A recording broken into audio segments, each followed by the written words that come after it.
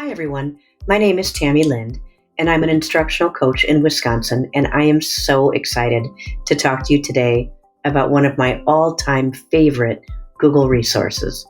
That is Google Arts and Culture. Google Arts and Culture is a collection of museum-submitted content and places we can visit. I love it for grades all the way down, I would say, to about second grade and higher. We are going to look at as much as we possibly can in arts and culture during our time together today. So with that, we're going to go ahead and get started. I'm going to move myself down here. And I want to just talk to you a little bit about the challenge that I'm giving you right now. I challenge you today, right now, while you're watching this, to end our time together with a lesson that you can use with kids using Google Arts and Culture. And I think that you're going to see why. This slide deck will be available to you anytime that you need it. You are welcome to visit it. It'll be in the resources for our back to school conference. We aren't going to spend a lot of time in the slide deck, only because I really want to show you a hands-on view of Google Arts and Culture. But please come back to this and take a look at anything that you might need moving forward.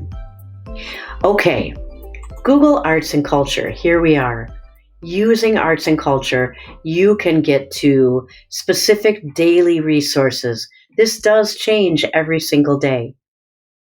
We're going to skip this part right here, and we'll come back to it in a little bit. There are games that you can find in arts and culture. There are museums you can visit in arts and culture. And there's so much more that we will get to. It is rich content submitted and partnered with Google to provide to our kids. So what we're going to do is we're going to start and we're going to talk about three main areas of using arts and culture, and that's collections, themes, and experiments. Those are things that we're going to come back to a lot, but I want you to know those three things specifically are what we're going to cover. Now, for our recording today, we're going to be using the web-based version of Arts and Culture, which is artsandculture.google.com. There is an app of Google Arts and Culture that you can put on any mobile device that allows you to do even more with this incredible resource. This will allow you to look at augmented reality inside a museum. This will allow you to take a selfie of yourself and compare it with pieces of art from around the globe. There are many, many things that you can do with the app, and I do encourage you to try that. So the first thing that I want to get into with Google Arts and Culture are the collections. Now, when you're working with a collection in arts and culture, it really is just what you're thinking. It is collections of art from various museums from around the globe. So I'm going to hop into this one. This is going to be the first one we look at, and that is the Museum of Modern Art. I recommend that you take a look and really start to get an understanding of how these work. When you hop into a museum, you get the title of the museum, and you get a little piece of information here. So I'll open that up for you. If you keep scrolling down, you're going to come across these things called stories. These are related topics to this museum, and they're big. They're online exhibits that you can look at. And then you get smaller pieces to look at. So if, for example, this would be oil painting that you might look at in the Museum of Modern Art. And then you get individual items that you can find located in this particular museum. At the bottom of each page, you get a map of where this museum is located and then some additional information. So it's important that we have a good understanding of how each of these pages is laid out. So I'm going to go to a different museum. We'll go ahead and we will visit the National Gallery in London. And again, it's the same thing. You're going to have the information about the National Gallery. You're going to see some individual online exhibits, stories related to this particular museum. You're going to see parts of art and pieces of art that you can look at within the collection. These are all in the museum in London. And then again, individual items. And at the bottom, I'm going to come back to this museum view. At the bottom, you get the information on the actual museum location. Some of the galleries and some of the museums will have, this little guy here is called Pegman.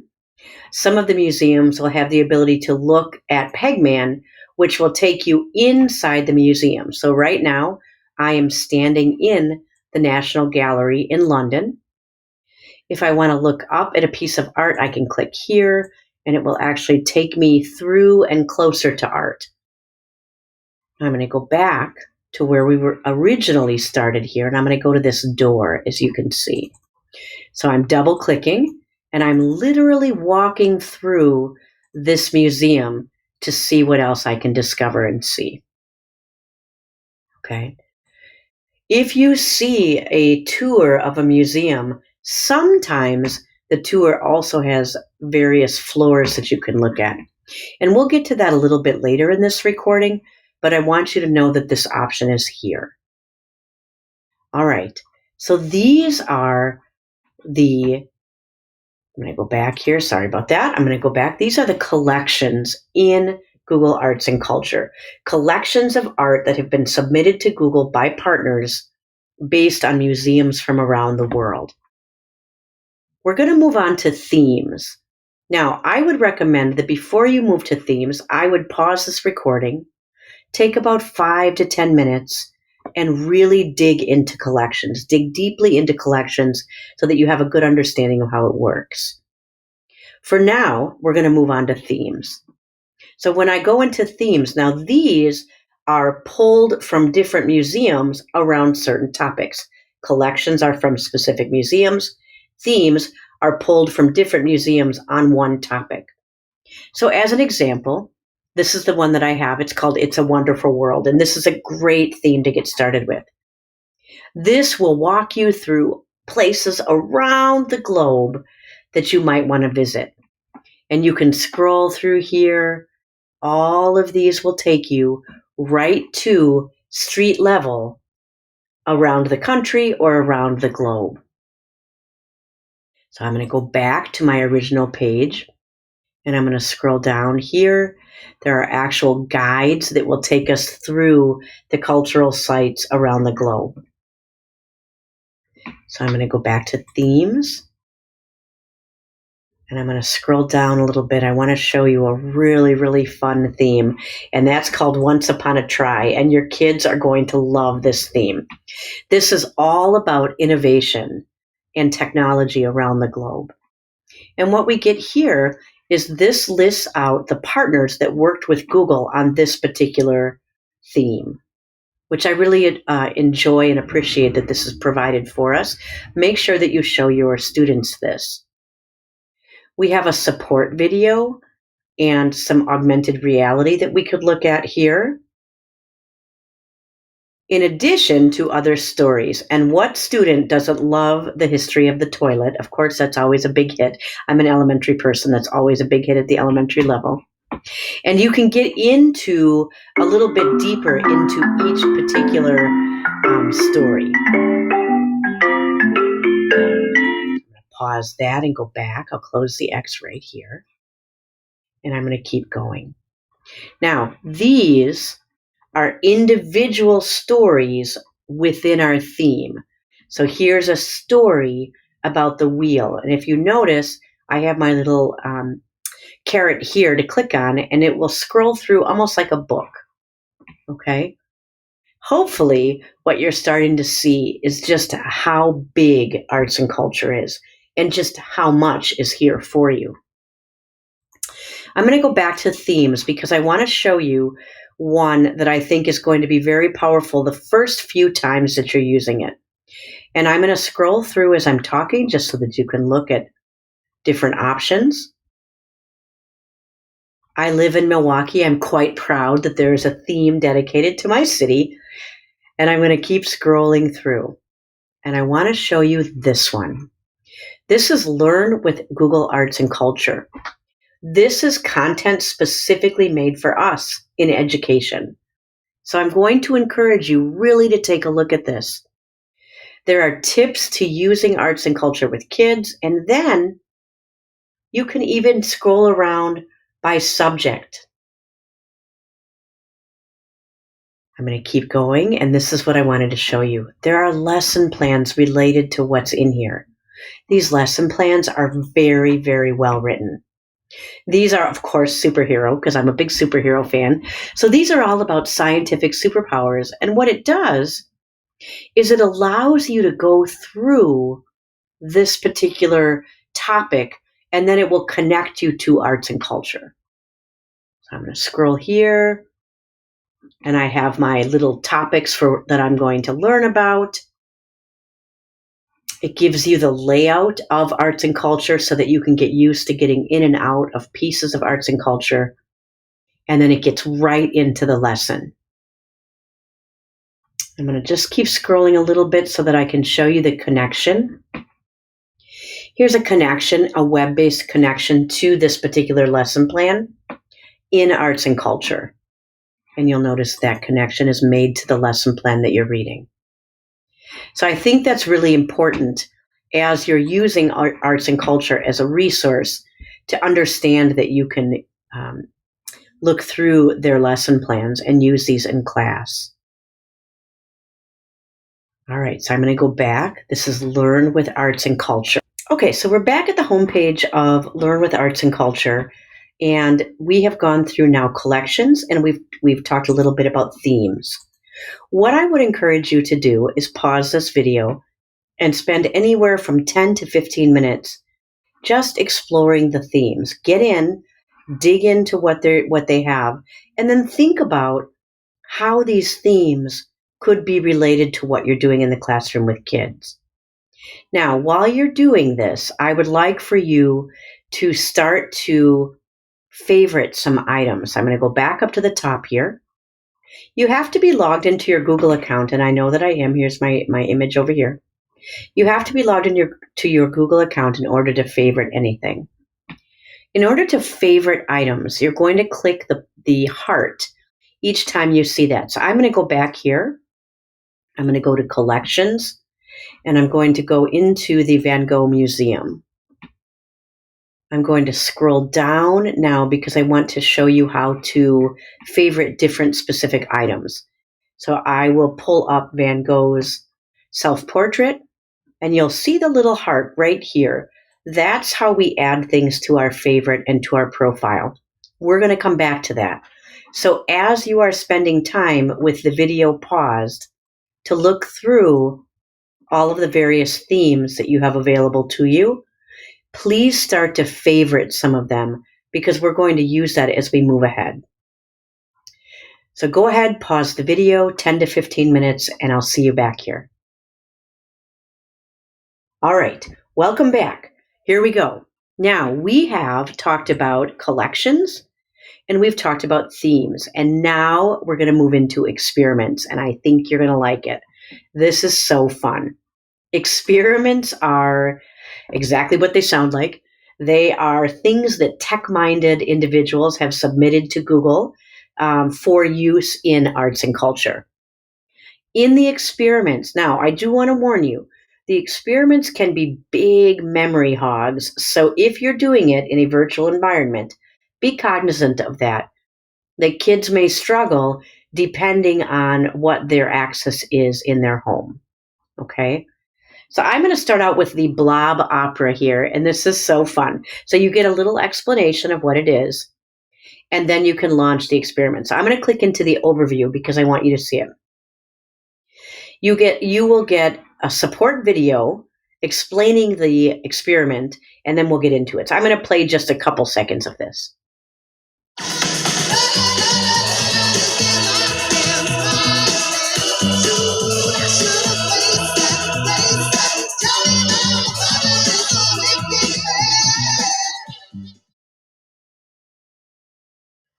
Hey, Matt, you wanted to speak? Hey, it's the blobs. All this success has totally gone to their heads. I mean, they're making all these ridiculous demands. Everything we buy has to be red, blue, yellow, or orange. Now they want to go on a massive tour. I know they can be difficult, but they're kind of big now. We could take them on tour, to be honest. What if we did a small collaboration? Yeah, I mean, it'd be great to do something. Do you think you could speak to David?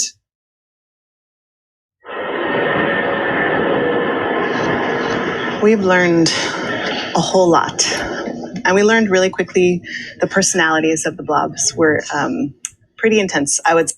Okay, I'm going to stop it there. Hopefully you understand like the fun that this can be, and the fun that you can have with kids doing this. So I'm going to actually launch the Blob Opera, and you can see what it's doing. So you'll get the intro card, and then again, you can add it to your favorites if you would like. So I'm going to launch the experiment, and this is 4 voices. Here it goes.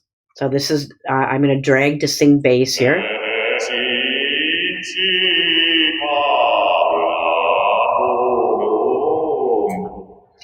Okay, here we go. Here comes the tenor.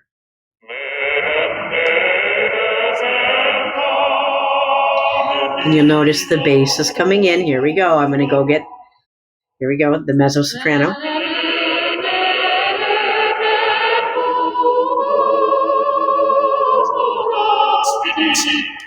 And here we go to soprano.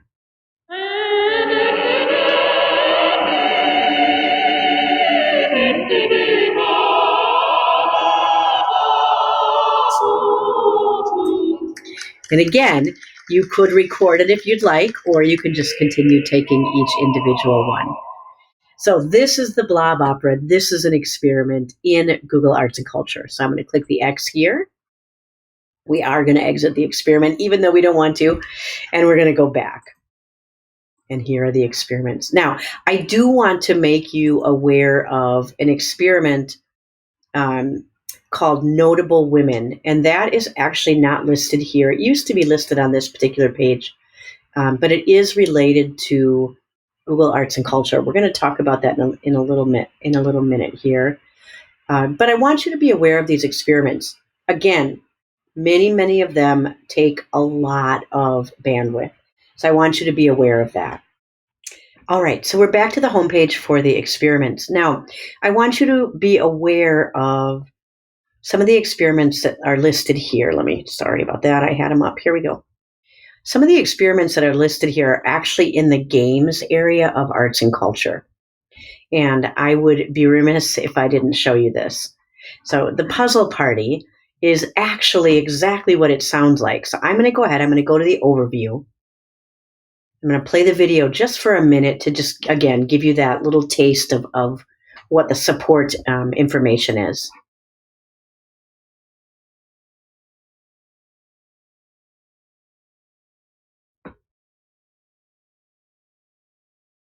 So you can see that each of the experiments gives you an overview of what you need to do. So I'm going to go ahead and hit launch experiment. Now, this screams indoor recess, or this screams have your kids work with my kids across the country, across the globe. So I'm going to go ahead and I'm going to select this particular piece of art. And it's building my puzzle. From this page, you'll see I can actually do a multiplayer puzzle. And I can share the link with a friend and we can work on this together. It's so fun. So down here along the bottom, I just want to show you, we can make this more difficult if we would like to. We can zoom in. Here we go. So we'll zoom in a little bit. We can zoom out. We can also change the background color depending on how you want to do that. We can also, which could be very difficult, is we could change the preview. And you'll see we'll have here. And then this last one is to save and to share with someone else. I think that this would be so fun for our kids in indoor recess. There are so many different puzzles that they can participate in. Look at all of these. So they can invite each other. You could have kids working across the country on various puzzles. You can make them as hard as you want. So I'm going to go ahead and select difficult. Here we go. Watch what happens. I'm going to select this puzzle. Look at my pieces when they come in. It's taking so long because it's chopping them into smaller pieces. And that's okay. If it doesn't come up, that's okay. What it does is the harder ones are very tiny little pieces that you can do. We'll try it one more time. Let's see if we can get it to come in. We'll try one more time here. Give me just a second. There we go. And there we go. Now take a look at these pieces. Oh my goodness, these would be so hard. So you can go ahead and you can play around with the level of difficulty as well. All right, I'm going to click the X. Now, these are located in the experiment area of arts and culture. So when I click the hamburger menu, you have the experiment area, but they're also located on the homepage, and I'm going to show you that in a second. The other experiment that I really want to put on your radar and make sure that you understand and know about is one called Notable Women.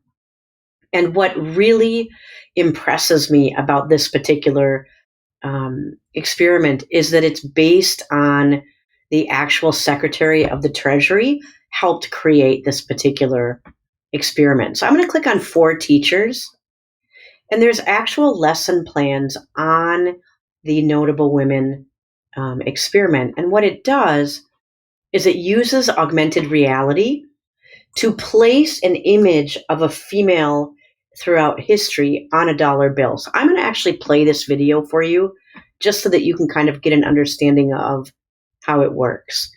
If you can't find this in the experiment, make sure that you go to notablewomen.withgoogle.com. When you look at a note, you see a figure from our nation's history staring back at you. They're like these tiny history lessons in our pocket. But for over a century, no U.S. note has featured a woman. My name is Rosie Rios, former Treasurer of the United States. In 2015, I worked with the Department of the Treasury to create a list of hundreds of historic women whom the American people recommended to appear on U.S. currency.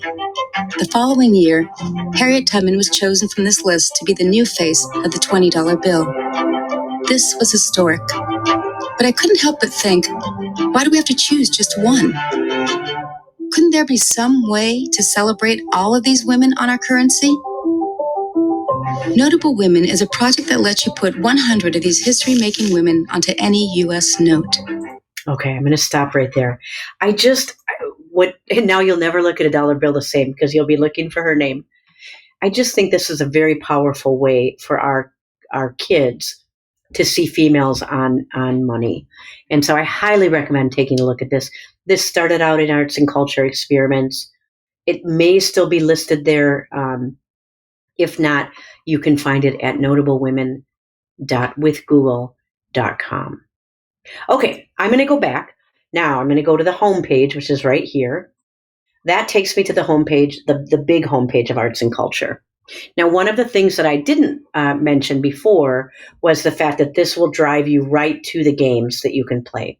You don't have to go through the experiment tab for that. And I do want to show you, this is kind of fun for some of our older kids, just thinking about art and where it fell in history. And so I'm going to go ahead and skip the introduction here. And you get 2 pieces of art or two iconic images, and you want to tap on whichever one you think came first. And then it gives you a little bit of information. I'll go ahead and hit continue. And here it is. So if we click on it, and you get the idea. Okay, so don't forget about this particular game. I think this is really fun just for getting kids involved and connected with art. And that's the games that they have listed on the homepage, or as you just saw, you can get to it from the experiments. All right. The other thing that I want to make sure to highlight is the Museum Explorer.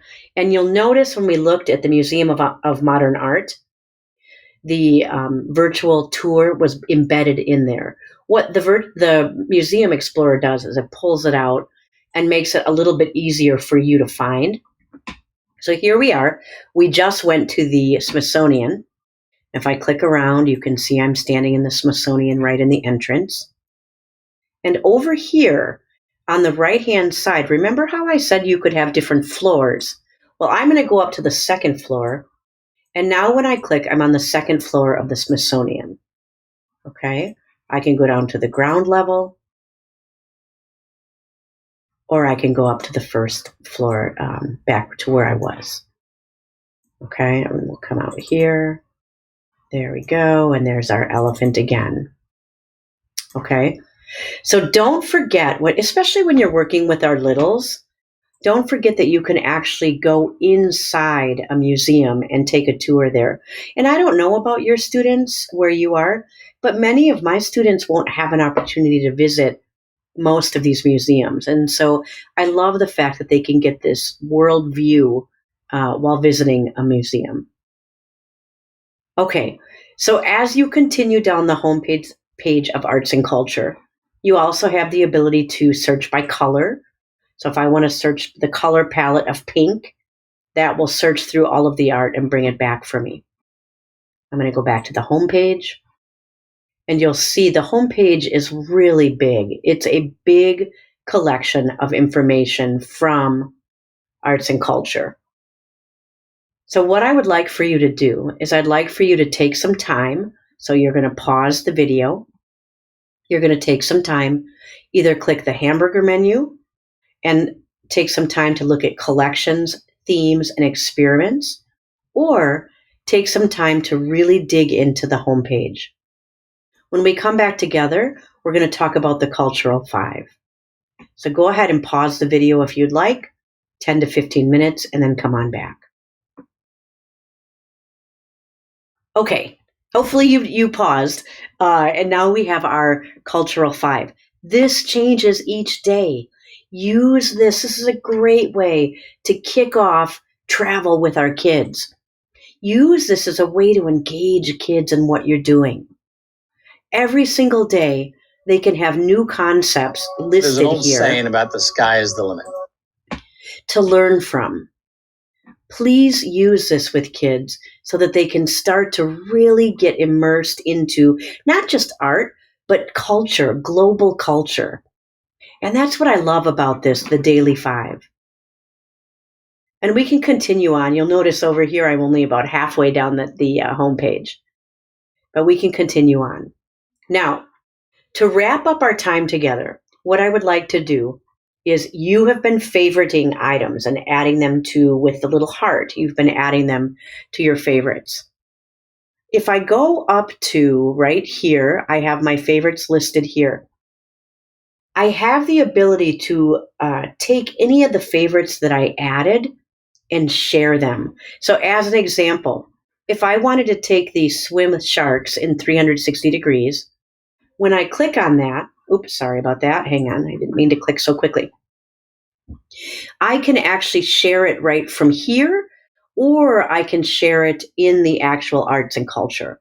So now I want to click on that, and I want to show you this little share icon right here.